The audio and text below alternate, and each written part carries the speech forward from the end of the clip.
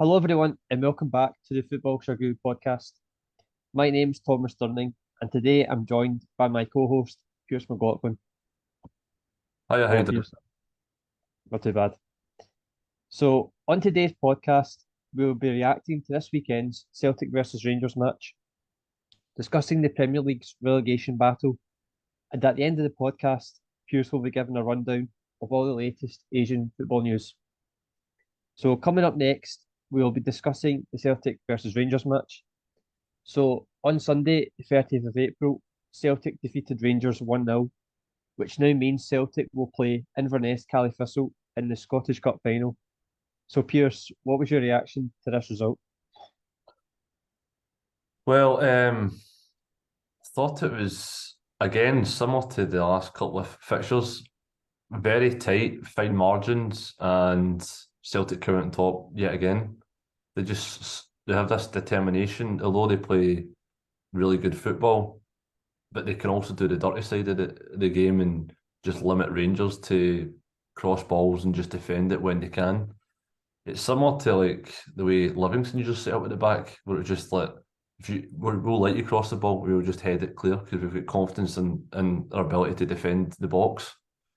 But I did think Celtic shaded the first half, and I think the second half was pretty much Rangers, apart from Celtic hitting the counter because Celtic had the lead to defend. But for Celtic to reach the final and the possibility of a treble was pretty dramatic, pretty mental, considering it's Ange Postecoglou's second season in charge of Celtic. Yeah, so just thinking about the match, the first half there was like, although Celtic went in 1-0 at half time, like there was nothing in the match between both sides. Both sides didn't really create anything. Celtic had more of the ball, and I felt Rangers did well. Were kind of stifling Celtic's attacks. They were kind of they put five people in the middle of the park, and Celtic were struggling to kind of build up the play and get up the pitch and try and create chances. So I felt Rangers did well with that side. But like previously, a lot of Rangers goals that they've conceded against Celtic have come from mistakes, and yet again, you know, they switch off. They think Celtic are going to get a free kick, and all the Rangers players stop. And we know the common phrase with Celtic is "we never stop." And Maeda's first to react to it, and he puts in a brilliant cross for Mm. Jota. And it's these moments in games where that's not the first time Rangers have kind of switched off against Celtic. That's probably the biggest example I've noticed that they switch off for a moment, and Celtic just have that tendency to just capitalize on it, and they went 1-0 up. So then the second half happens, and this is Rangers' season basically. This game, this was our last chance of trying to salvage at least something from this season. So they went for it in the second half, and we praise Celtic and their attacking side of the way they play, but they showed something different this in the second half on Sunday, where they can defend and they can grind it out, and uh, for Celtic fans, it would probably be a nervous watch, but they just have this. They can play both sides of the game. They can be very tidy and neat in the way they play, but they can also do the ugly side, and that just shows that they are champions elect in the league, and at the moment, they are a stronger, better side than Rangers. So just touching on Rangers, that now means that they'll come out this season without winning anything. It's been a disappointing season for them. So where do you think this leaves Rangers now? What do you think needs to happen now? I think the players that are not going to be there beyond the summer should just be dropped from the team altogether and just start playing young players because let's be honest, the title for them is done. Their chance of winning any silverware is now done. So players like Ryan Kent, Alfredo Morelos, potential players like Al McGregor, obviously Stephen Davis out for the season anyway. Players like Scott Wright, players that haven't been successful, maybe even somebody like Barisic as well. Just start leaving them out and start bringing in players that get yourself prepared for next season, because I think Rangers behind the scenes will be having targets of who they kind of want to acquire, and Rangers, similar to Celtic last season, Ange Postecoglou's first season, Rangers have got a major rebuild this summer. Whether they have the funds to do it, but as Celtic have shown in the past, it's not necessarily how much you spend, it's how you spend it. And I think recruitment's a massive factor for Rangers, and the fact is they haven't been successful in the last season or two. So they kind of need to maximise their outgoings and not spend like 6 million on like somebody like Yilmaz, who isn't even good enough to replace Barisic. For how good Barisic is going forward, he's very suspect at the back. But yeah, no, I think Rangers are just playing for pride towards the end of the season. I think they should start playing youngsters and getting them that first team experience, and start playing players that will be there next season. Yep. Yeah. You've just touched on it there with a rebuild. You know, the last kind of few weeks we've noticed a few changes in the backroom, kind of in the backroom staff with Rangers. So obviously they've lost their director of football. He's left.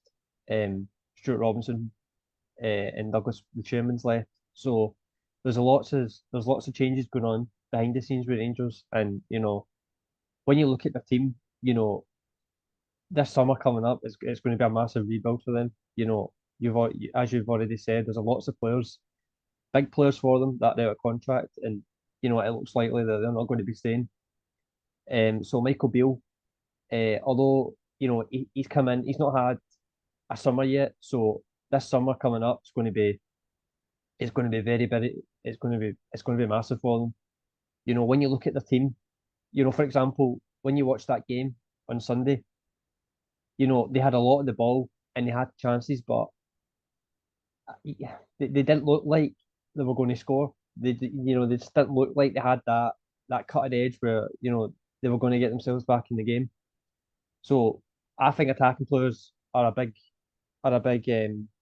thing for them in the summer. You know, it looks like the goalkeeper's going to be changing. But that's going to obviously cost money. And you know, Rangers have recently they've spent a bit of money, and some players haven't worked out. But you know, there's a lot to do for Rangers this summer. And you know, next season is going to be a big season for them, because you know, ever since Ange's come in, you know, he seems to have sussed out how to beat Rangers, how to play against them. You know, so it's going to be next season for them is a huge season. You know, the Rangers fans aren't going to accept again going out of the season with no trophies and miles behind Celtic in the league. So it's going to be a massive season for them next season. So that's obviously now Celtic in the Scottish Cup final. But did you watch the other semi final, which was Falkirk Inverness? I didn't watch it, but I watched the highlights, and Mm-hmm. I was, from what I've seen in the highlights, I was thoroughly impressed with Inverness, and it was more comfortable than I thought it would be. I thought it would be tight. And obviously there was a massive milestone of Billy Mackay hitting 100 goals for Inverness Caley Thistle over his second. This is his second spell at the club, which is his second goal was like, wasn't the first goal was a penalty. Second one was a beautiful header, similar to Miovski's header against Rangers last weekend.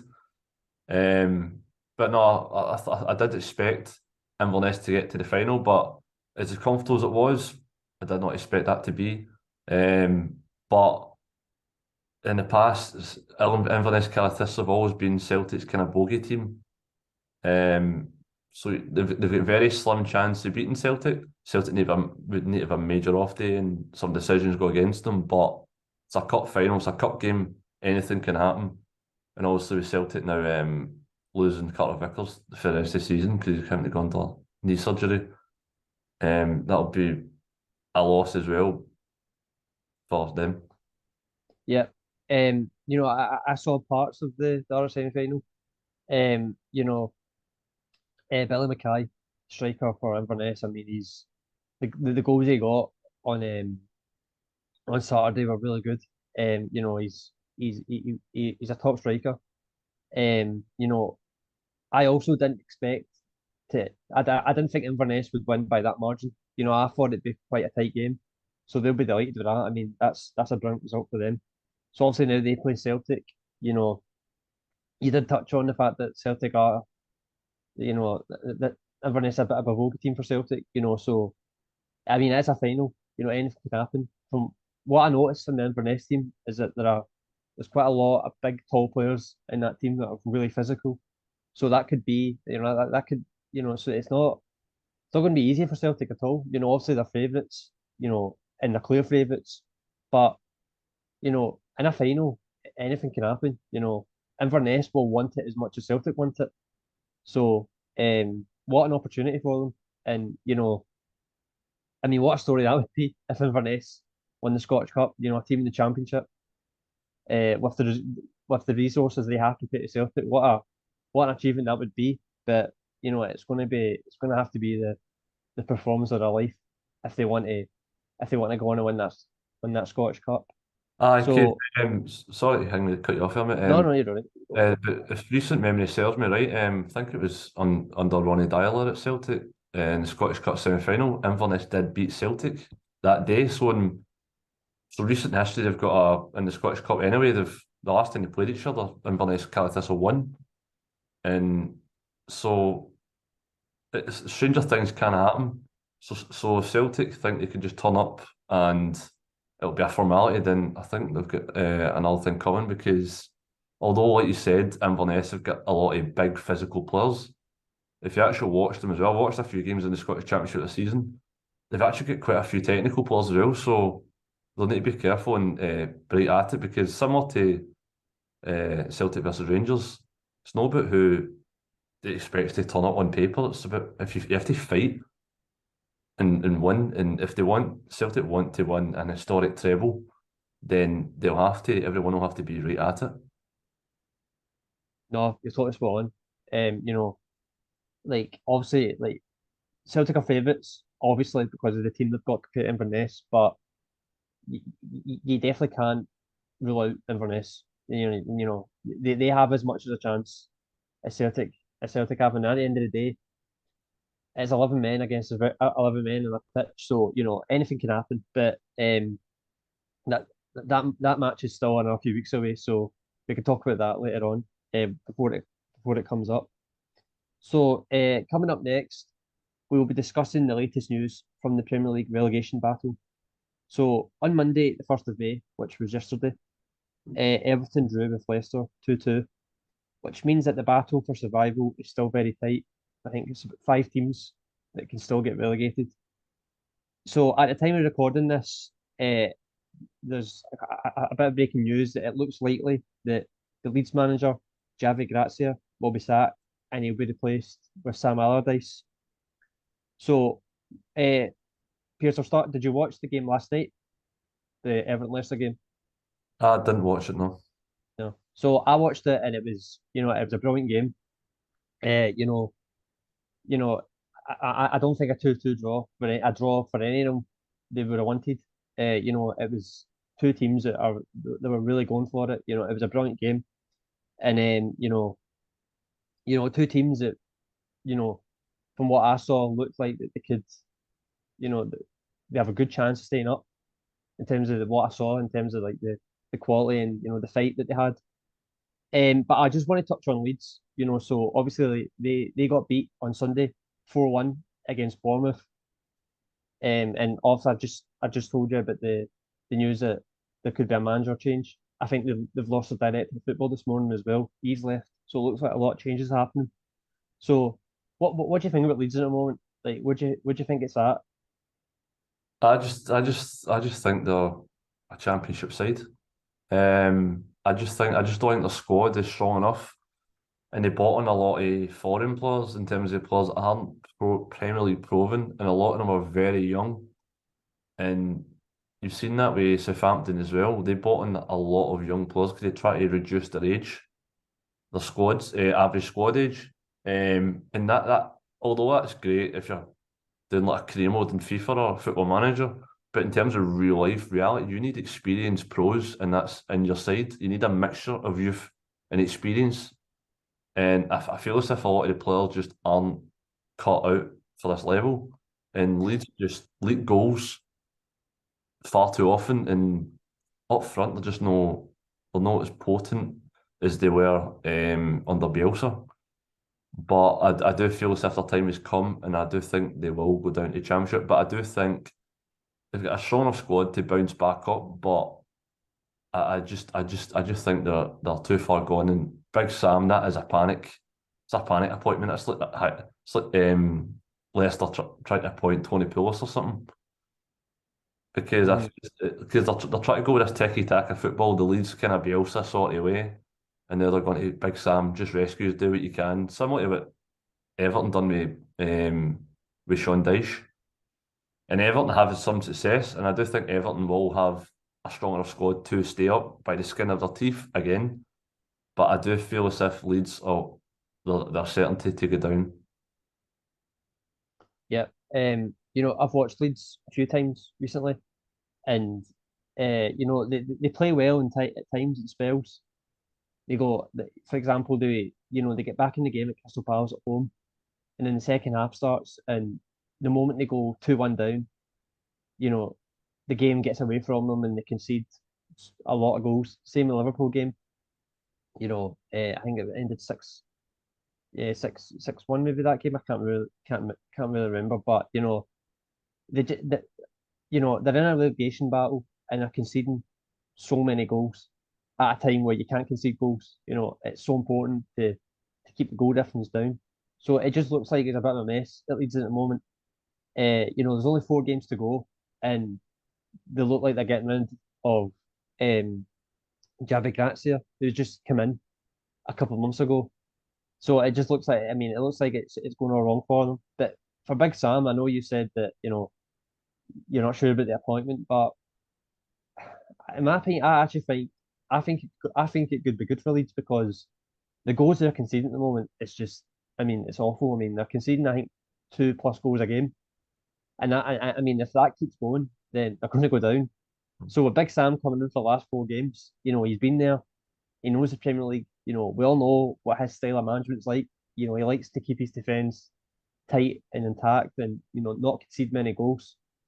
So if Sam Allardyce could sort them out defensively, they've got good attacking players. So if he sorts them out defensively, keeps it tight, and then lets the attacking players go and express themselves, they could stay up. You never know. But for Sam Allardyce to come in with 4 games to go, he's not going to have a lot of time. So it's definitely it's strange timing if that's going to happen.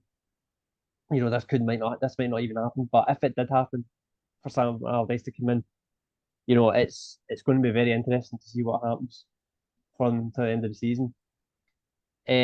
So we'll touch on the relegation battle as well. We already have. So it's coming to the end of the season now. It's getting really tight down there. So who's your 3 teams to go down this season? Leeds, Southampton, and I'm going to go with Leicester. That's a big shout. I just feel as if you expect them to pick up points, but they're just not. They're not picking up the points they should, especially with the quality they have in the squad. And I do think, although Nottingham Forest have signed about 3 teams worth of players, I feel as if whenever I watch them, they're just exciting to watch. And when you've got a 3-time Champions League winner, Keylor Navas, probably one of the most underrated keepers in the last 5 to 10 years. Harshly treated at Real Madrid and harshly treated at PSG. And they've actually got a solid defence. And they drew Man City not too long ago. And whenever they go forward, I'm really impressed with it. Although they've signed all these attacking talents, somebody like Brennan Johnson, I just think he's a top talent, and Morgan Gibbs-White. Although he was signed for 45 million, he looks worth every penny. And I think, touching on, they signed him for Wolves. Wolves got battered 6-0 at the weekend. They could be doing with him. And I just want to touch on the Crystal Palace. I just think Roy Hodgson's appointment's been an absolute masterstroke. they've been sensational to watch. And obviously, you touched on the Leeds and Crystal Palace game. I watched that second half against Leeds. They absolutely destroyed them because Leeds just went gung ho and just Elise, Eze just picked them off. They two players for me are just they've got that bit of je ne sais quoi, that just bit of magic that can just unlock a defence. And I just feel as if old Roy Hodgson has actually got them playing some outstanding football, and the goals are scoring is unbelievable. And you would never expect that for Roy Hodgson, who was seen as a pragmatic coach before. But yeah, no, I would say the three teams that I've mentioned will go down, in my opinion. Yeah, no, Crystal Palace have been. I mean, since Roy Hodgson's come in, he's been brilliant. You know, we didn't expect him to score that many goals because we all know what Roy Hodgson's style of management's like. Um, so in terms of my three teams, before I get into them, I from the start of the season, I always said Bournemouth. I thought they were certainties to go down, but the job that Gary O'Neill's done there since he took over from Scott Parker's been, it's amazing. I mean, it's been amazing. You know, a couple of weeks ago they went to Tottenham, they got a win. They beat Liverpool last month. Um, you know, like the, you know, their squad's one of they're not got the best squad in the league. They've not spent that much money as other teams, but he just seems to got them together, and that's them practically safe now. I mean, it's Gary Neal's definitely a shout for manager of the year for the job he's done because when he took over, they'd just been beaten 9-0 off of Liverpool at Anfield. You know, they looked like they were certainties to go down, but I mean, the job he's done there is amazing. But So do you not think with Gary Neal and Bournemouth, do you not think a lot of his work has went under the radar, it's been unnoticed? yeah, definitely. I mean, you know, the big thing I've noticed is the teams that he's getting points off, and they're quite big teams. You know, to go to Tottenham and win 3-2 and score in the last minute. I mean, that's a brilliant result. You know, Liverpool to beat them at home after they just. I mean, I think it was just a week after Liverpool had beaten Man United 7-0, and they won 1-0. You know, I mean, it's such a good job that's went under the radar. You know, people talk about Mikel Arteta and the job he's done this season and Eddie Howe, but Gary Neal has to be in for a shout for manager of the year. You know, he's done a brilliant job, and I think everybody, if you asked every football fan to predict their relegation teams, I think a big majority would have said Bournemouth not so long ago. But they've proved everyone wrong, and they deserve to stay up. You know, with the results they've picked up. But to go back to who I think will get relegated, it's not a nice thing because obviously nobody, no fan wants their team to get relegated. But I think Southampton. I just think it's too big a gap for them now. They're quite they're in deep trouble. I think Nottingham Forest. I know you said Nottingham Forest will stay up, but I've just you know their it's especially their away form. They've got such a bad away form. They don't. I don't think I don't even I'm not even sure if they've won a game away from home this season. It's it's been really tough for them this season. You know, like the whole team's changed since they came up, and it just doesn't seem to be going for them at the moment. So I think they're in trouble, and I think Leeds. You know, but I mean, I've noticed them recently, and they look like the goals they're just conceding so many goals, and they are changing the manager, but well, it looks like they're changing the manager, but for 4 games to go, I mean, there's hardly going to be any time for a manager to change anything. So I just think they're in trouble. So my three teams will be Southampton, Nottingham Forest, and Leeds United. But it might not be that. We don't know. But it's definitely going to be exciting in the relegation battle of the Premier League in the next. They're running to the end of the season. So for the final part of the show, Pearse will now give his Asian football roundup. Yeah, so I'm going to start off with the Japanese League One, and on Saturday the full card: Cerezo Osaka 0, Sanfrecce Hiroshima 1, Vissel Kobe 2, Shonan Bellmare 0, Yokohama FC 1, Hokkaido Consadole Sapporo 4, FC Tokyo 2, Albirex Niigata 1, Kashiwa Reysol 1, Kyoto Sanga FC 1, Yokohama F Marinos 1, Nagoya Grampus 1, Avispa Fukuoka 1, Kawasaki Frontale 3, and Kashima Antlers 4, Gambo Osaka 0. And that leaves the table in the G League 1. Vissel Kobe top with 22 points from 10 games. Sanfrecce Hiroshima second on 20 points, and Nagoya Grampus third in 19 points. And at the bottom of the table, you've got Yokohama FC, rock bottom, with 3 points from 10 games, 0 wins, 3 draws, and 7 defeats.